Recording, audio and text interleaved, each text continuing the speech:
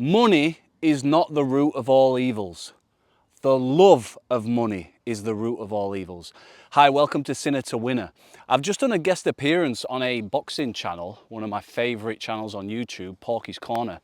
And we were talking about, well, the subject, I guess, would have been authenticity.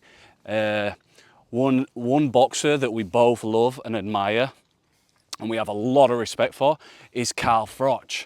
But recently, he's made some moves that don't align with what you would think were his values, beliefs, morals.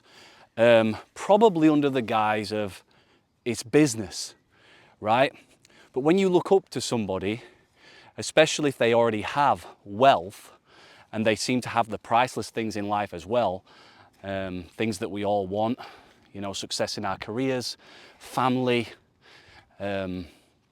generational wealth, acclaims.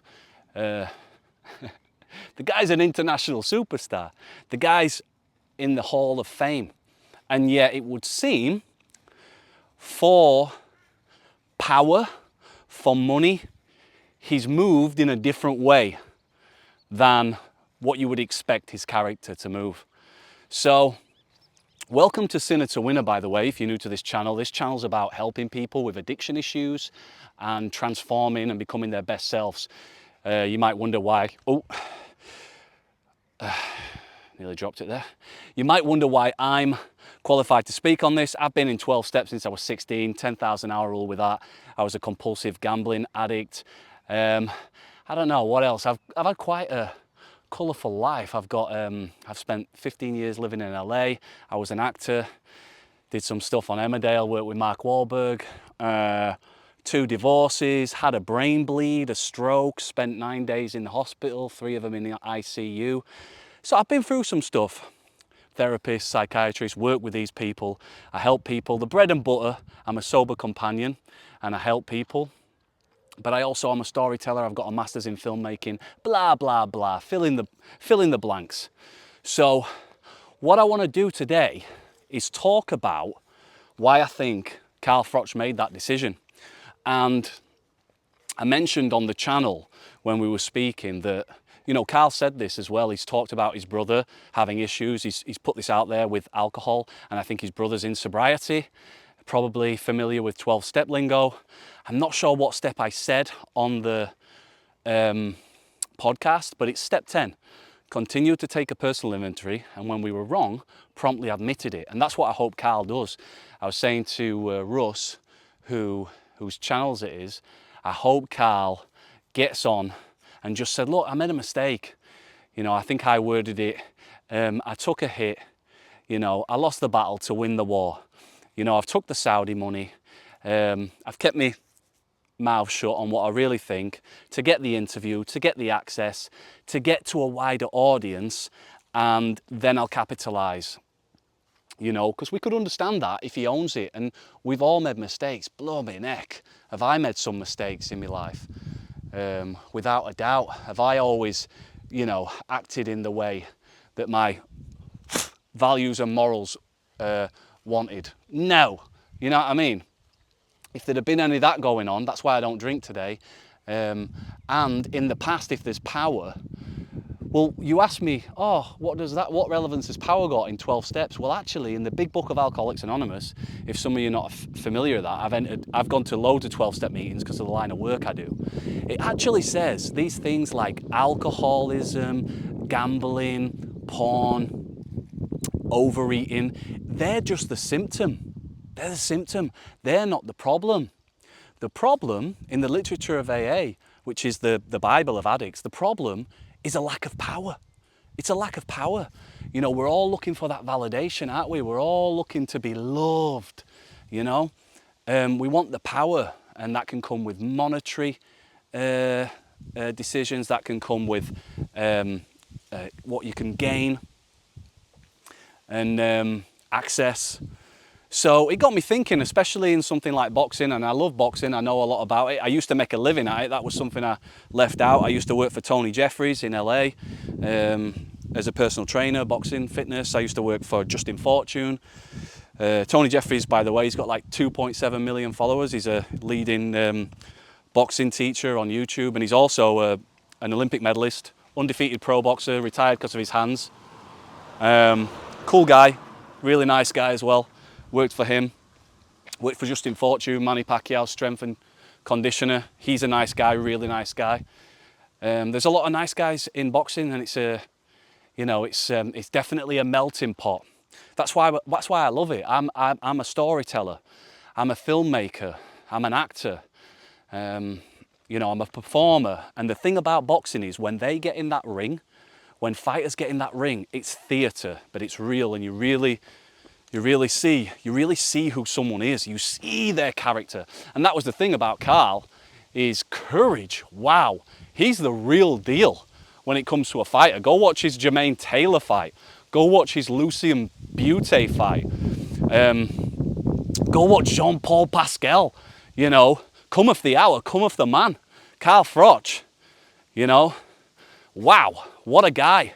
So that's why I think it's caused a little bit of, and that's why I'm making this video, because we're like, if anybody could turn Saudi money down, if anybody could, ask a question and stick it to somebody, it's Carl Froch. And we wanted to see that same energy that he shows in the ring. We wanted to see that same energy outside the ring. You know what I mean? So, it's sad, isn't it, in life? All families have got these stories around money, whether it was inheritance or whether it was, a divorce or a business deal where somebody basically got abused because somebody wanted power, somebody wanted prestige and money. I know who I am. I've made some bad decisions, but when I'm sober, when I'm clear, or when it comes down to the right things, I'm not with my daughter's mother these days. But I'll put this on record because I've had a brain bleed. I know I could go at any point. So if my daughter's watching this in the future, I'll just put it. You can go on these things anyway online and have a look. When the divorce was done in LA and when the divorce was done in Brazil, I asked for nothing. Only the custody, 50% of my daughter. That's all I wanted, and I was happy to pay whatever. Yet I lived in a 7-figure home, no mortgage. That property was bought cash, not with my money, but with my wife's family. And I had a lot of people in my ear, a lot of people saying, you've lived there for years. You know what I mean? You've been paying the bills. You're part of this. It's just a strategy. It's what you do. But I couldn't do it. I couldn't live with myself. I didn't want to do that. I know these are these decisions that echo in eternity. Trust me, there's been decisions that I've got wrong. I'm not a saint. And they echo in my mind, and now I act differently because of them. But it's important for me to know that. I always thought, I don't want my daughter thinking I did that. You know what I mean? And I think we have to think about that. Our loved ones, our actions echo in eternity, don't they? So that's note to self, and keep your word. That's it. Let your yes be yes and your no be no. It says, I remember I was in a 12-step meeting in LA, and a bunch of the guys who'd got years and years, like there were guys with 25 years abstinence from gambling, guys with 20 odd years with abstinence from alcohol, and they were saying they went to this big party, this big ceremony like they have the conference meetings, and they said, what's this whole thing about? If we could sum it up, what's it about? What's the secret sauce? And he actually said, I remember it was Marty G, God bless him, I think he's not with us anymore. Marty G said, do the right thing. It's biblical. In Book of Genesis, I'm not a fan of the Old Testament so far. I've got to be honest, I'm reading it as an adult now. I've finished the New Testament, I'm reading the Old Testament, just because knowledge is power plus action. And but it says in there, God said to Adam and Eve, do what is right. There's clues in there. There's cheat codes for life. And that's why I'm happy I was on this podcast, and I hope, one of the things I wrote 3 pages of notes, I hope Carl does what is right and gets on Porky's Corner, the show, and makes amends, step 10, because he promised he'd go on it. Porky's batted for it, always batted for him, massive fan of his. It's the right thing to do. And I think people would really respect him for that. And then people, they know it's like no one's perfect. And look, the guy's made amends. and he'll explain himself. That's a real man, isn't it? A real man. That's a real man right there. And Carl Froch is a real man, so I'm sure he'll do it. What else do I want to say before I leave this subject? Yeah, that's it. You know, I look back in boxing, there's been so many of these decisions where the goalposts change. I think Brendan Ingle's a big one that comes to mind, and he's even inspired a script that I've wrote a script that was partly inspired by the story of Brendan Ingle. What a guy. Go down the Brendan Ingle YouTube hole if you can. A wise gentleman. And, you know, he had it with Naz, and he's had it with fighters. You know, when it's 10 or 20% of a cut, well, let's just say it's 20% of a cut. At 400 quid, that's fine. You know what I mean? It's 80 quid, 400 quid. When it's 4 grand, it's like, ooh, you know what I mean? All of a sudden, that's 800 quid. When it's 4 million, people change. All of a sudden, people change. And I wish, with Naz, he took the breadcrumbs rather than standing for what he believed in and what was right. I mean, you know, he took a few hundred grand instead of his millions. And then Naz treated him like absolute dog shite. I remember there was one fight, he just ignored him in the corner. It was horrible, so disrespectful.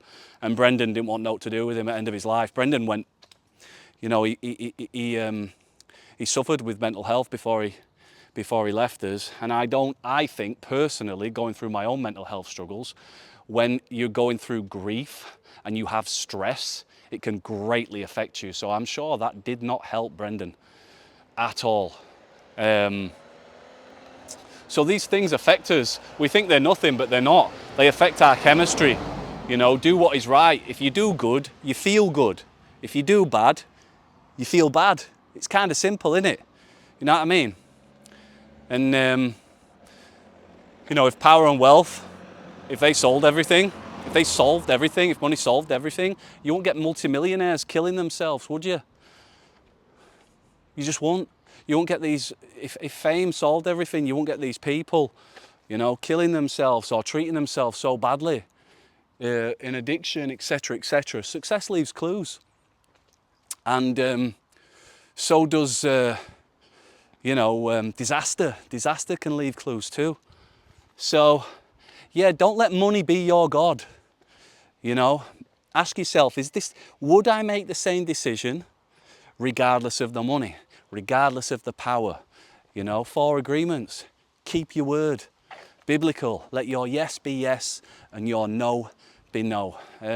Leave some comments down below if you want to hear me talk about anything else on this channel. If you've got anything you'd like to say, please interact. I love this stuff. I want to help people. I want to help people positively change. So if you want to change, that's what this content's for. And yeah, hopefully I'm being the example of that. I know I am today, and long may that continue. Okay? Until the next time. Oh, final thing. And I've seen this, I wanted to shout out. I don't think I mentioned it on the podcast, but I really respect Carl. Carl, he became sober. He got into sobriety to support his brother. And I remember that. I remember somebody saying to me, I had my first, one of my relationships, she struggled with alcoholism. And I remember at the time, a guy who were in GA, Gamblers Anonymous, said to me, look, the most loving thing you can do for your missus, if you want her to stop drinking, you've got to stop drinking. So that's a loving action, to be the example. An example is deafening. You can't argue with it, right? As Lance H once said to me, listen kid, he said, I'm not going to tell you what to do. All I'm going to do is give you my experience. You can do with that whatever you want. So there we go. Let's share some strength, hope and experience. Hope you got some out of this. Till the next time, vá com Deus.